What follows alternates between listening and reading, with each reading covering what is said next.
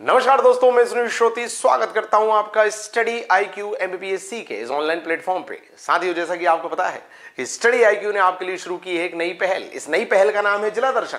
और जिला दर्शन में हम मध्य प्रदेश के हर एक जिले से संबंधित हर उस जरूरी पहलू को आपके सामने रख रहे हैं जो एग्जाम पॉइंट ऑफ व्यू से जरूरी है। हर वो जरूरी पहलू जो कई बार एमपीजी के पढ़ते वक्त आपसे छूट जाता है और जिसे छोड़ा नहीं जा सकता। और साथियों, कई बार हम किसी भी जिले से संबंधित फैक्ट को पढ़ तो लेते हैं पर वो ध्यान में नहीं रहता। इसीलिए इस सीरीज में हम हर एक जिले के फैक्ट को, तथ्यों को, जरूरी बातों को क्लासिफाई करके आपके सामने रख रहे हैं। क्लासिफाई से मतलब ये है कि उसके भौगोलिक संदर्भों में जो जरूरी फैक्ट हैं वो अलग, ऐतिहासिक संदर्भों में हिस्टोरिकल बैकग्राउंड के संबंध में जो फैक्ट हैं उनको अलग, और जो इकोनॉमिक एस्पेक्ट हैं, जो पर्यटन वाले क्षेत्र हैं, टूरिज्म वाले, उनको अलग। इस तरह से क्लासिफाई वे में कंटेंट आप तक पहुंचा रहे हैं ताकि हर एक पहलू, हर एक जानकारी आपको स्पष्ट हो जाए, आपके दिमाग में बैठ जाए और एग्जाम में यदि आता है तो आपसे बनना चाहिए। साथियों, तो जिला दर्शन में आज का हमारा जिला है सीहोर। साथियों, सीहोर भोपाल संभाग के अंतर्गत आने वाला एक जिला, मालवा की गोद में विराजमान एक जिला, एक ऐसा जिला जो कि सम्राट अशोक के गौरवशाली अभिलेख, कुंवर चैन सिंह की शौर्यवान गाथा और शरबती गेहूं की अपनी खुशबू के लिए प्रसिद्ध है। एक ऐसा जिला जहां पर डीजल लोकोमोटिव संयंत्र से लेकर रेलवे के स्लीपर के कारखाने तक विद्यमान है। एक ऐसा क्षेत्र जो कि आवासीय खेलकूद संस्थान की उपस्थिति को भी दर्ज करता है। तो साथियों, सीहोर भोपाल संभाग के अंतर्गत विद्यमान एक खास जिला। शुरुआत करते हैं सबसे पहले, जो कि हम हर जिले में करते हैं, नक्शे के माध्यम से अध्ययन करने की कोशिश करते हैं। तो सबसे पहले तो आप देखिए सीहोर कहां पर है। साथियों, सीहोर जो है वो आपको यहां नजर आएगा। ये आपको दिखाई दे रहा है भाई सब सीहोर, ये बिल्कुल भोपाल से सटा हुआ ये सीहोर, ये सीहोर है आपका। ठीक है, ये सीहोर है आपका। इसलिए मैंने क्या कहा, मालवा की गोद में विराजमान भोपाल संभाग के अंतर्गत। अब आप कमेंट करके बताएंगे कि भोपाल संभाग में कितने जिले हैं। सीहोर एक हो गया, वो मैंने बता दिया, बाकी के कौन कौन है वो आप बताएंगे कमेंट करके। अच्छा, यहां पर आप ये भी देख सकते हैं कि इसके समीपवर्ती जिले कौन कौन से। यहां आपको स्पष्ट नजर आ रहा होगा, देखिए कौन कौन से जिले हैं जो इसकी सीमाओं को स्पर्श कर रहे हैं, वो भी क्लियर होना चाहिए। दूसरा, एक और बात आपको नजर आ रही है दोस्तों कि ये भी भोपाल की तरह ही एक अंतर्वर्ती जिला है, एक भू आवेष्टित जिला है, जिसे अपन लैंड लॉक्ड रीजन कहते हैं कि नहीं कहते हैं। लैंड लॉक्ड मतलब जो चारों तरफ से भूखंड से, लैंड से घिरा हुआ हो, उसी को तो भू आवेष्टित या लैंड लॉक कहते हैं। तो ये लैंड लॉक्ड रीजन है। तो दो तीन बातें तो हमें नक्शे में स्पष्ट हो रही हैं। पहली बात तो ये है कि मालवा के अंतर्गत आएगा, मालवा। दूसरी बात यह है कि ये भोपाल संभाग के अंतर्गत आएगा। ठीक है। तीसरी बात यह है कि ये भू आवेष्टित है, भू आवेष्टित मतलब लैंड लॉक्ड। ठीक है, लैंड लॉक्ड। ओके, ये तो बेसिक बातें हैं आपको जो कि नक्शे में ही स्पष्ट हो रही हैं। और एक और बात है, इसके पड़ोसी जिले, इसके जो नेबर वाले डिस्ट्रिक्ट हैं वो भी आपको नजर आ जाते हैं यहां पर। और सबसे खास इसकी अवस्थिति से स्पष्ट हो रहा है, बिल्कुल बीचम बीच विद्यमान है। मतलब वही स्थिति जहां से कर्क रेखा होकर गुजर रही है। आप सभी जानते हैं कि जो कर्क रेखा है ट्रॉपिक ऑफ कैंसर, जो कि 23.5 डिग्री नॉर्थ लैटिट्यूड पर विद्यमान है, उत्तरी अक्षांश पर विद्यमान है 23.5 डिग्री, वो कर्क रेखा मध्य प्रदेश के बीच से निकलती है और मध्य प्रदेश के 14 जिलों को वो कवर करती है। तो उन 14 जिलों में से सीहोर भी एक है। तो ये भी याद रहे साथियों कि यहां कर्क रेखा, ट्रॉपिक ऑफ कैंसर, ठीक है, कर्क रेखा मतलब ट्रॉपिक ऑफ कैंसर यहां से होकर गुजर रही है। और कर्क रेखा अकेले इससे नहीं, आप सभी जानते हैं मध्य प्रदेश के 14 जिलों से होकर गुजर रही है। तो इतनी सारी बातें आपको केवल इस नक्शे को देख के स्पष्ट। अब आप जानते हैं ये पूरा मालवा का रीजन। अब मालवा रीजन ये है तो ये मालवा पठार में है, भोपाल संभाग के अंतर्गत है, भू आवेष्टित है क्योंकि हर जगह से घिरा हुआ है। और पड़ोसी जिलों के नाम भी आप ये नक्शा देख के बता सकते हैं। और साथियों, कर्क रेखा यहां से होकर गुजर रही है और यहीं से नहीं, टोटल 14 जिलों से होकर गुजर रही है मध्य प्रदेश के। ठीक साथियों, ये जो पूरे नोट्स हैं ये आपको मेरे टेलीग्राम आईडी पे मिल जाएंगे। यदि आप अभी तक मेरी टेलीग्राम आईडी से नहीं जुड़े हैं और जुड़ना चाहते हैं तो मैं आपको बता देता हूं कि टेलीग्राम आईडी जो है मेरी, उसका नाम है @सुनील श्रोती, SUNEEL सुनील और SHROTY ROTI श्रोती, सुनील श्रोती, ये मेरी टेलीग्राम आईडी है। ठीक है, तो इससे यदि आप जुड़ेंगे तो मेरे यूट्यूब पे जितने भी लेक्चर्स होते हैं उन सारे लेक्चर्स की लिंक आपको मिलेगी और लेक्चर्स के बाद की पीडीएफ भी मैं यहीं पर शेयर करूंगा। तो मेरे यूट्यूब के लेक्चर्स की लिंक, ताकि यूट्यूब पर आप मेरी क्लासेस से जुड़ सको, और दूसरा लेक्चर के बाद के पीडीएफ, ये सब आपको यहां पर नजर आ जाएगा। ठीक है, चलिए, तो ये सीहोर वाला भी वहां पर हम अपलोड करा देंगे। ये तो बात हो गई दोस्तों इसके नक्शे की। अब देखिए, किसी भी जिले के बारे में हम सबसे पहले देखते हैं उसकी ऐतिहासिकता। अब मैंने अभी आपको इंट्रोडक्शन में बोला कि सम्राट अशोक के गौरवशाली अभिलेख और कुंवर चैन सिंह की शौर्यवान गाथा। तो हमें किसी भी डिस्ट्रिक्ट के बिल्कुल ऐतिहासिकता देख रहे हो तो बिल्कुल एंशिएंट, मेडिवल, मॉडर्न, इस सीक्वेंस में देखना चाहिए ना। तो यदि बिल्कुल एंशिएंट पीरियड की हम बात करें तो सम्राट अशोक के कई सारे अभिलेख है दोस्तों, शिलालेख हैं, जो यहां पर या इसके आसपास के क्षेत्रों में विद्यमान है। आप एक प्लेस जानते हो सारू मारू, ठीक है, सारू मारू की गुफाएं भी हैं, ठीक है, और वहीं पर अशोक के कुछ अभिलेख भी हैं, पान गुराड़िया भी आप जानते हो। ठीक है, तो साथियों, चाहे सारू मारू आ जाए या पान गुराड़िया आ जाए, आपसे पूछा जाएगा सारू मारू की गुफाएं या सारू मारू क्षेत्र के अभिलेख या पान गुराड़िया रीजन ये कहां पर है, तो ये मध्य प्रदेश के सीहोर में है। कई बार सीधे प्रश्न आ जाता है कि बताइए इस प्लेस का संबंध कहां से है। इस प्लेस का संबंध मध्य प्रदेश के सीहोर से। दूसरा, कई बार यह भी प्रश्न आ जाता है कि जो प्लेसेस हैं ये किस राजा से संबंधित थे, तो सम्राट अशोक से संबंधित थे। आप सभी जानते हो सम्राट अशोक मध्य प्रदेश के जमाई थे।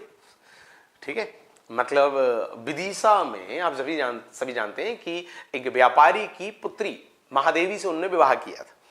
ठीक है, तो और दूसरा इसके अलावा उज्जैन अवंती क्षेत्र के प्रांतपति भी थे अपने युवराज काल में। ठीक है, गवर्नर भी थे। तो मध्य प्रदेश से अच्छा खासा संबंध रहा है सम्राट अशोक का। तो इसलिए मध्य प्रदेश में उनके जहां जहां भी अभिलेख, इंस्क्रिप्शन ये सब हैं, उनके नाम आपको क्लियर होना चाहिए। ठीक है, तो सारू मारू सीहोर और पान गुराड़िया सीहोर, ये दो बातें क्लियर रहे। यहां इंग्लिश में भी मेंशन है दोस्तों, सारू मारू एंड पान गुराड़िया। ये बाइलिंगुअल में ही आपको कंटेंट अवेलेबल होगा, चिंता की बात नहीं है। ये कुछ पिक्चर्स आपको नजर आ रही होंगी सारू मारू पान गुराड़िया रीजन के आसपास की। ठीक, आगे बढ़ते हैं। गुफा क्षेत्र बेसिकली, अब देखिए ये हो गया एंशिएंट हिस्ट्री की बात कि एंशिएंट हिस्ट्री में इसका संबंध सम्राट अशोक से है। ठीक है, मेडिवल हिस्ट्री में ऐसा कुछ नहीं है जो सीहोर के संबंध में आपको याद करना है। फिर आते हैं मॉडर्न हिस्ट्री पे। साथियों, मध्य प्रदेश में आप सभी जानते हो नरसिंहगढ़, नरसिंहगढ़ वही नरसिंहगढ़ जहां किला है जिसे कश्मीर मालवा भी कहते हैं, जो अपने दुर्ग के लिए प्रसिद्ध है। तो नरसिंहगढ़ जो है, वहां जो नरसिंहगढ़ की रियासत थी, उस नरसिंहगढ़ रियासत के राजकुमार थे कुंवर चैन सिंह। और कुंवर चैन सिंह साहब जब अंग्रेजों से संघर्ष कर रहे थे तो संघर्ष करते वक्त सीहोर के निकट दशहरा मैदान में उनकी शहादत हो गई थी। अंग्रेजों से लड़ते वक्त उन्होंने अपने प्राणों की आहुति दी थी सीहोर के दशहरा मैदान के पास, और यहीं पर उनकी समाधि स्थल, जिसे छतरी भी कहा जाता है, वो बनाई हुई है। और यही नहीं, ये एकमात्र ऐसी छतरी है, एकमात्र ऐसा समाधि स्थल है जहां पर गॉड ऑफ ऑनर दिया जाता है। जी हां, मध्य प्रदेश में कुंवर चैन सिंह जी की जो छतरी है, जो स्थल है, वो सीहोर के दशहरा मैदान के पास है, क्योंकि वहीं पर उन्होंने शहादत दी थी और यहां मध्य प्रदेश सरकार द्वारा गॉड ऑफ ऑनर दिया जाता है। ठीक है, तो देखें यहां पर 1824 में कुंवर चैन सिंह अंग्रेजों के साथ युद्ध करते हुए सीहोर के दशहरा मैदान में शहीद हुए थे, और यहीं पर उनकी छतरी स्मारक के रूप में विद्यमान है। ये कुंवर चैन सिंह साहब अंग्रेजों से संघर्ष कर रहे हैं। In 1824 Kunwar Chain Singh was martyred while fighting with the British in Dashera Bagh ground of Sihor, where his छतरी built as a memorial, वहां पर इनकी छतरी भी विद्यमान है। तो सीहोर का दशहरा बाग मैदान याद रखेंगे। 1824 ये ईयर बहुत ज्यादा इंपॉर्टेंट है। और कुंवर चैन सिंह, और यहां पर ये भी याद रहे आपको, ये जो कुंवर चैन सिंह हैं, ये नरसिंहगढ़ रियासत के राजकुमार थे। नरसिंहगढ़ रियासत के राजकुमार थे, और इन्हीं को मध्य प्रदेश का मंगल पांडे भी कहा जाता है। मध्य प्रदेश का मंगल पांडे कहा जाता है। यह भी आपको क्लियर रहे। क्यों भाई मध्य प्रदेश का मंगल पांडे क्यों कह रहे हैं? क्योंकि मध्य प्रदेश से शहीद होने वाले ये पहले व्यक्ति थे। तो मध्य प्रदेश का मंगल पांडे भी इनको कहते हैं। तो नरसिंहगढ़ रियासत के राजकुमार थे और मध्य प्रदेश के मंगल पांडे कहे जाते हैं। और इनकी छत्री या समाधि स्थली पर गॉड ऑफ ऑनर दिया जाता है, ये भी आपको क्लियर रहे। गॉड ऑफ ऑनर दिया जाता है, ये भी गॉड ऑफ ऑनर दिया जाता है, ये भी आपको याद रहे। ठीक है, चलिए आगे बढ़ते हैं दोस्तों। फिर मॉडर्न हिस्ट्री में और क्या हुआ भाई, 1824 में ये हो गया, ठीक है। अब साथियों 1922 मतलब वही दौर जब असहयोग आंदोलन मतलब नॉन कॉपरेशन मूवमेंट अपने पीक पर था। और आप सभी जानते हैं कि फरवरी 1922 में महात्मा गांधी ने उसको वापस ले लिया था। पर फिर भी उसके बाद उसी के क्रम में 1922 में ही भोपाल की जो सीहोर कोतवाली है उसके सामने विदेशी कैंप जो था अंग्रेजों का, उसकी होली जलाई गई थी। होली जलाई गई मतलब आग लगा दी गई थी। 1922 सीहोर कोतवाली और Bhopal was burned.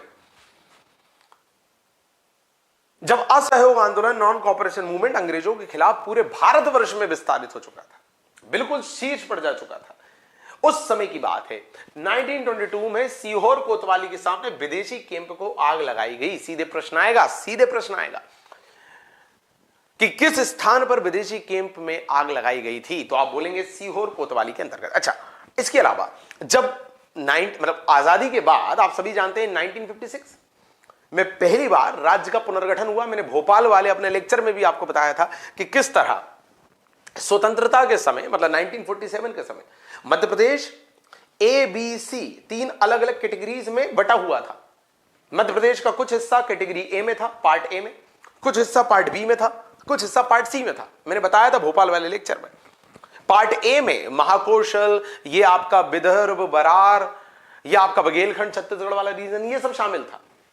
Central province वाला रीजन कहते थे इसको, बताया था। पार्ट बी में कुछ था, पार्ट सी में बुंदेलखंड बघेलखंड की 38 रियासतें थी। मतलब पार्ट ए में अकेले मध्य प्रदेश के कुछ क्षेत्र नहीं थे, महाराष्ट्र का क्षेत्र भी था। ये सब मैंने बताया था आपको। फिर उसके बाद पार्ट ए बी सी के जो क्षेत्र थे वो महाराष्ट्र वाले क्षेत्र महाराष्ट्र को दे दिए गए, कुछ क्षेत्र वहां से यहां ले लिए गए। इस तरह से मध्य प्रदेश पूरा बना, ये बताया था मैंने आपको।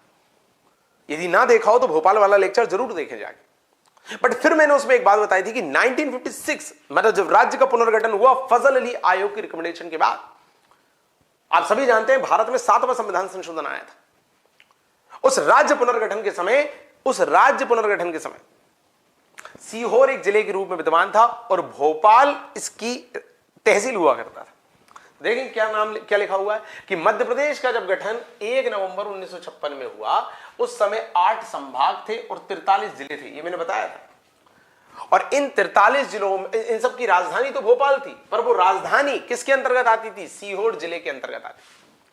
भोपाल जो है वो एक जिले के रूप में कब गठित हुआ था? भोपाल हुआ था 1972 में एक जिले के रूप में गठित, पर उसके पहले वो सीहोर के अंतर्गत विद्यमान था। यह भी आपको क्लियर होना चाहिए। Madhya Pradesh was formed in नवंबर 1, 1956।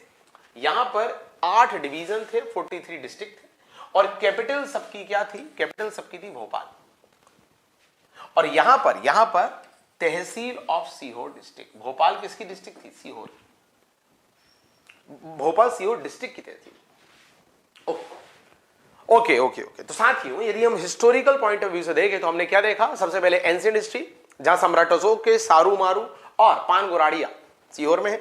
दूसरा आपने देखा मॉडर्न हिस्ट्री, जहां पर 1824 में नरसिंहगढ़ रियासत के राजकुमार कुंवर चैन सिंह साहब सीहोर के दशहरा मैदान में अपनी शहादत देते हैं और वहीं पर उनकी छत्री है जहां पर गॉड ऑफ ऑनर दिया जाता है और उन्हें मध्य प्रदेश का मंगल पांडे कहते हैं। फिर आपने देखा 1922 में भोपाल के सीहोर कोतवाली के पास आग लगाई गई विदेशी कैंप में। फिर आप देखते हो कि 1956 में जब मध्य प्रदेश का पुनर्गठन हुआ तो उसमें 8 संभाग थे, 8 डिवीजन और आपके 43 जिले थे। और 8 संभाग और 43 जिले के अंतर्गत साथियों आपने देखा किस तरह भोपाल राजधानी थी पर वो सीहोर जिले के अंतर्गत आती थी।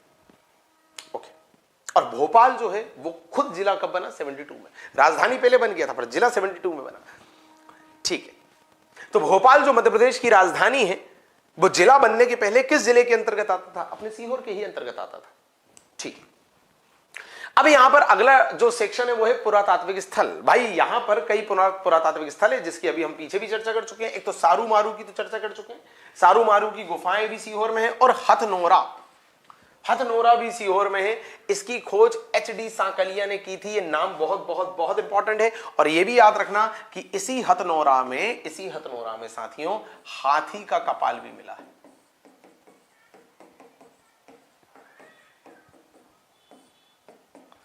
क्या मिला है? हाथी का कपाल। ये आपको क्लियर होना चाहिए, आपको स्पष्ट होना चाहिए। चलिए आगे बढ़ते हैं। तो ये तो बात हो गई ऐतिहासिकता की, ये तो बात हो गई जो ऐतिहासिक स्थल हो सकते हैं उनकी। अब हम बात करेंगे साथियों इसकी भौगोलिक संदर्भ की, इसकी ज्योग्राफी की, जिसपे हम अभी नक्शे में चर्चा कर चुके हैं ऑलरेडी। देखिए यही मैंने आपसे स्टार्टिंग में कहा था कि हम क्लासिफाई करके कंटेंट आप तक पहुंचा रहे हैं ताकि मैक्सिमम फैक्ट कवर अप हो सके। देखिए यहां पर यदि हम भौगोलिक स्थिति की बात करें तो अभी नक्शे में मैंने दिखाया था आपको कि इसके पड़ोसी जिले कौन कौन से हैं? शाजापुर, राजगढ़, भोपाल, रायसेन, होशंगाबाद जो अब वर्तमान में नर्मदापुरम है, और देवास। ये इसके पड़ोसी डिस्ट्रिक्ट हैं, शाजापुर, राजगढ़, भोपाल, रायसेन, होशंगाबाद और देवास। यदि हम बात करें पड़ोसी राज्य की, मतलब नेबर स्टेट की, तो वो कोई भी नहीं है, नन। क्यों? क्योंकि लैंडलॉक्ड रीजन है, किसी बाहरी जिले की सीमा और सबको तो टच कर ही नहीं रहा है। बिल्कुल, चलिए ये तो आप नक्शे में क्लियर कर चुके हैं। ये भी हम आपको बता चुके हैं कि ये मालवा पठार का हिस्सा है। अभी लोकेशन में मैंने बताया था स्टार्टिंग में, प्लेटियो कौन सा लगता है? मालवा लगता है। संभाग भी आप देख चुके हैं, भोपाल लगता है। आप कमेंट करके बताएंगे कि भोपाल संभाग में और कौन कौन से जिले आते हैं। और भोपाल की भी पूरी हिस्ट्री आपको बता दी मैंने कि भोपाल अभी तो संभाग है, पर जिला था कब बना? 72 में। पर जिला बनने के पहले किसके अंतर्गत आता था? सीहोर के अंतर्गत आता था, और उस समय वो राजधानी भी था। ठीक है, ये स्टोरी में अलग आपको बता ही चुका हूं। चलिए आगे यदि बात करें दोस्तों,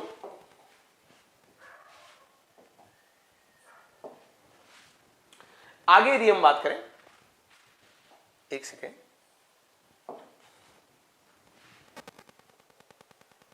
ओके,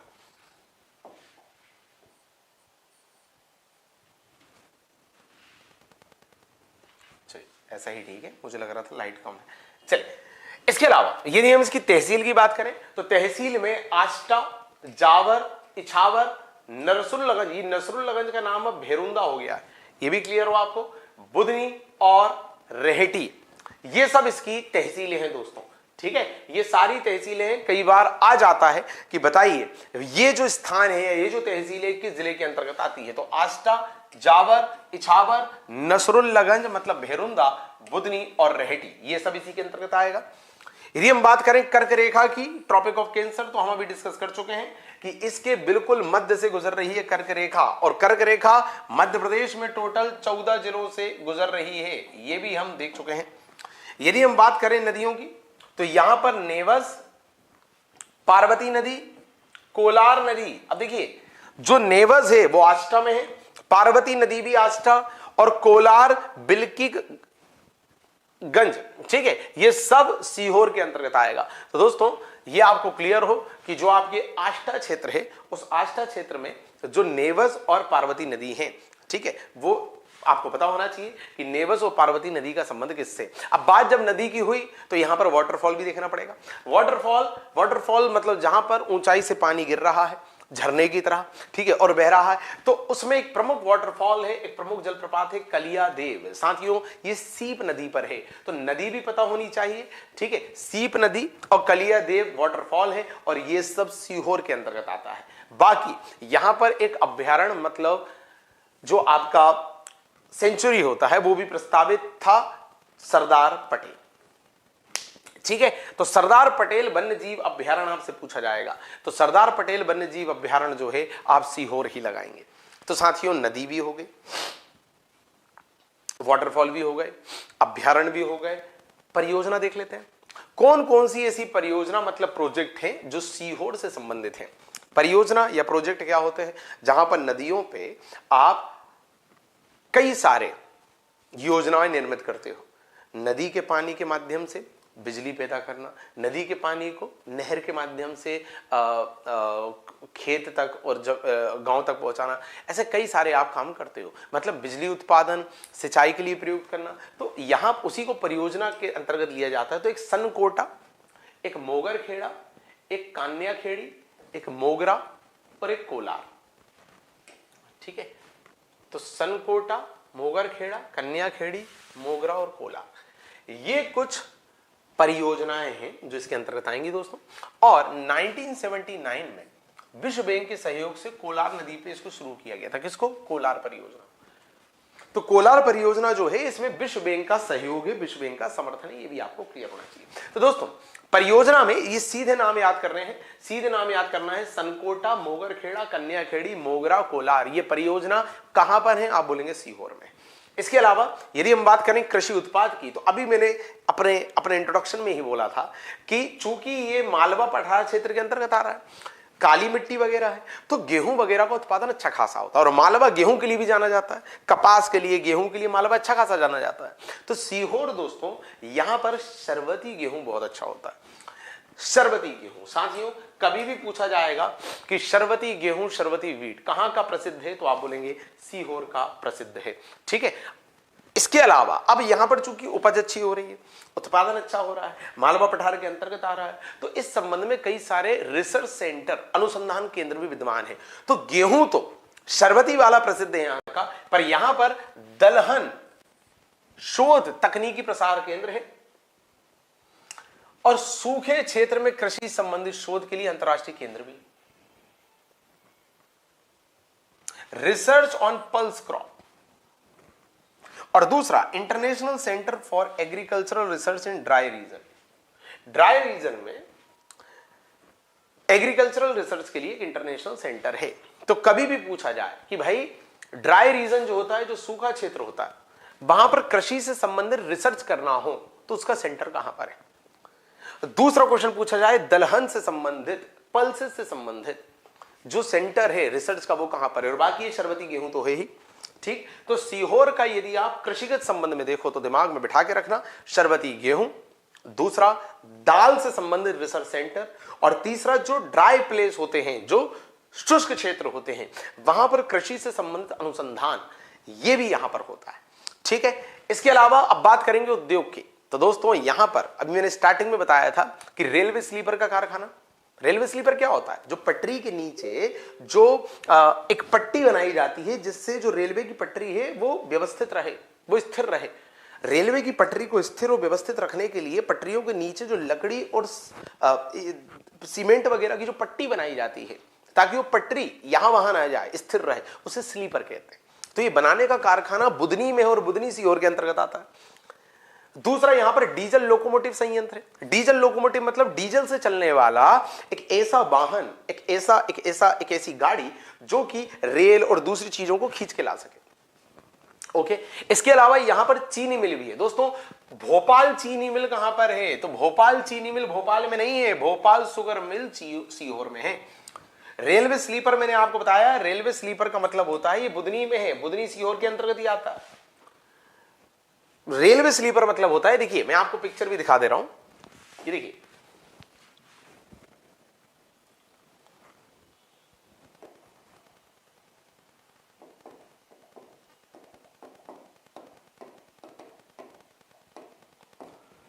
ये देखिए,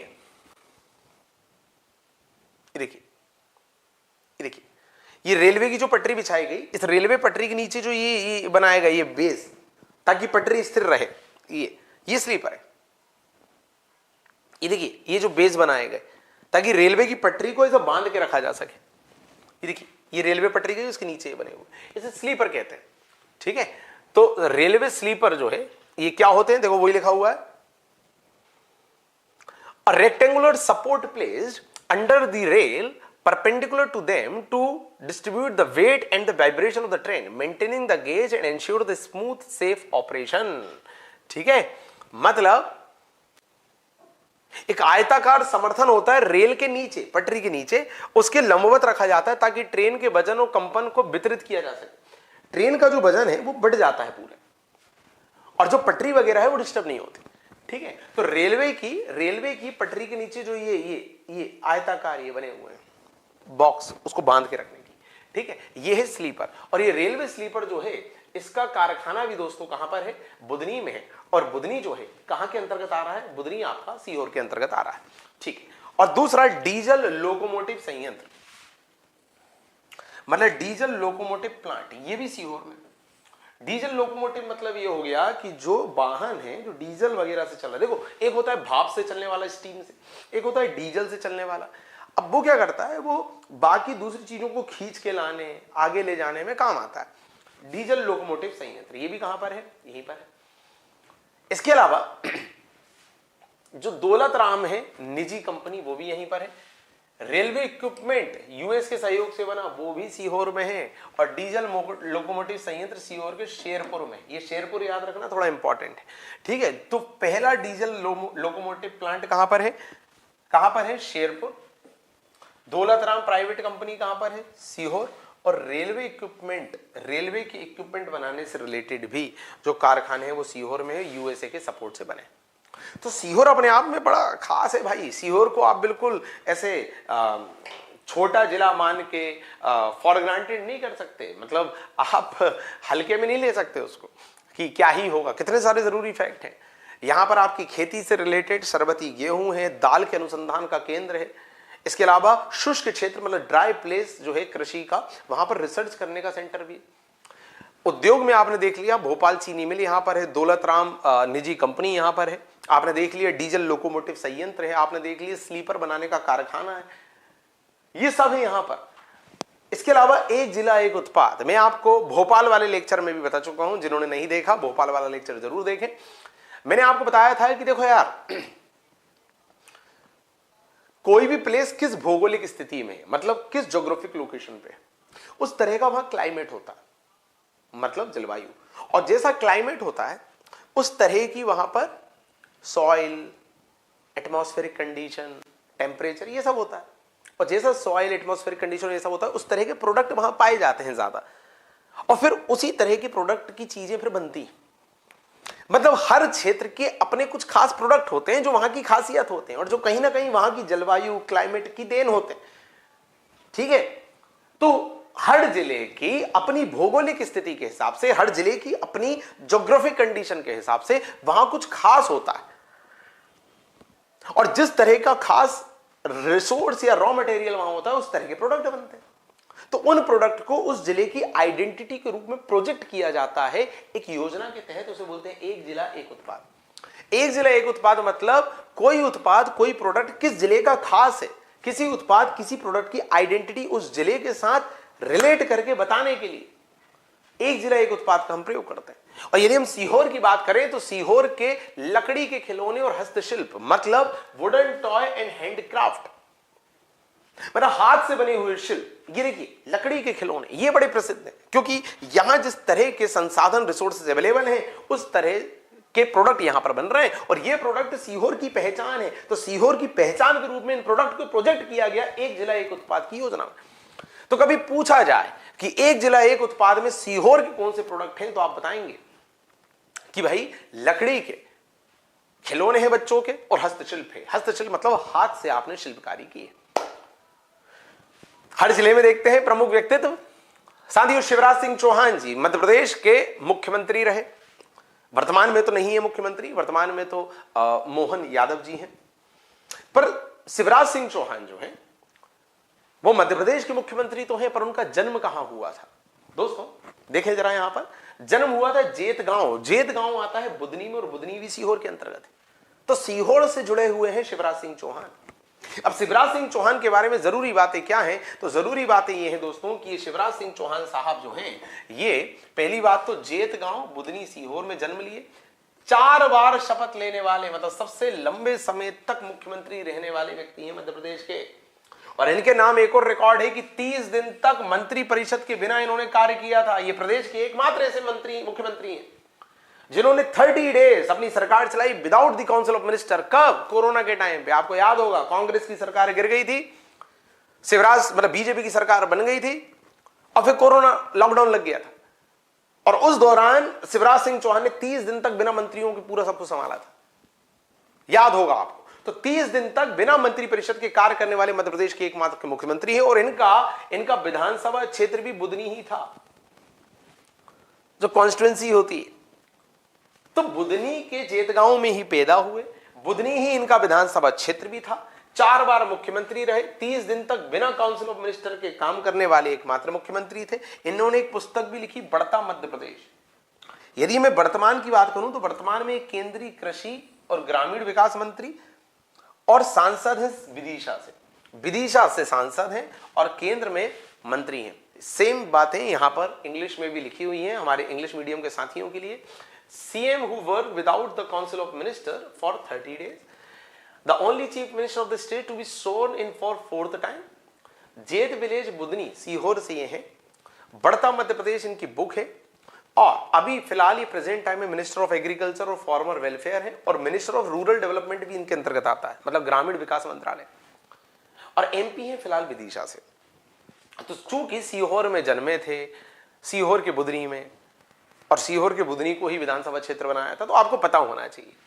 बाकी साथियों कुछ अन्य तथ्य हैं, कुछ अदर फैक्ट हैं, जैसे प्रदेश का एकमात्र आवासीय खेलकूद संस्थान, देखो कितना इंपॉर्टेंट है, नेशनल इंस्टीट्यूट ऑफ